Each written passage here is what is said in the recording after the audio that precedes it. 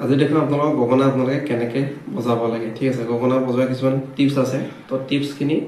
মই আগতেও ভিডিঅ' দিছোঁ আৰু সেই ভিডিঅ'খিনি আপোনালোকে চাইছে কিন্তু আজি শ্বৰ্ট আকাৰে এটা ভিডিঅ' বনাই দিম তো চাব এতিয়া আমাৰ এই যিখিনি অংশ আছে দেখিছে এইকণৰ পৰা এইকণ ঠিক আছে এই দুডাল ইয়াক কোৱা হয় বেৱা বুলি ঠিক আছে এডাল হৈছে বেৱা আৰু এইখিনি কোৱা হয় মেখেলি আৰু এই এইডাল দেখিছে এডাল হৈছে জিভা ঠিক আছে তো সেই জিভাডালৰ আৰু এই মেখেলিৰ যিখিনি অংশ আছে এইখিনিত আমি মুখখন লগাব লাগিব তেতিয়া ইয়াৰ চাউণ্ডটো পাৰফেক্টলি আহে চাব আৰু মুখনৰ যিটো সাউন্ড যেটো বাহে সেই বাহিবলৈ কাৰণে আমাৰ ভিতৰ মুখৰ ইকো কৰিব পৰা এটা সিস্টেম আছে হেটো আছে উশাহৰ টিপ বা আমি জিভাখন যিমান পাৰো ভিতৰলৈ ভৰাই থব লাগিব ঠিক আছে চাব যদি আমি জিভাখন বাহিৰলৈ বজাও থৈবলৈ বজাও তেতিয়া হলে হয় সেই যেটা আমাৰ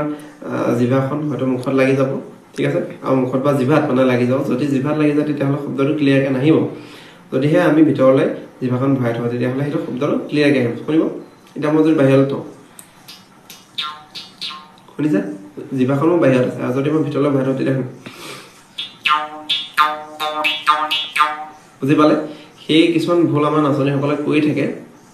বজাবটো সবেই জানে যেটো আমাৰ খুলমাত্ৰা গগনা বাজে কিন্তু কাহিনীটো কি হ'ল সেই জিভাখনৰ ভিতৰ বাহিৰলৈ উলিওৱা আৰু যেতিয়া ঠিংকে যে মাৰে হেটো জিভাখনৰ ভিতৰ এই জনে সেই বস্তুটো কৰিব লাগে ভিতৰত মানে সব হৈ যায় সংকেত ওলালে সেই ভিতৰত সেই সাউন্ডটো কৰিব লাগিব জিভানে কৈ দিব লাগিব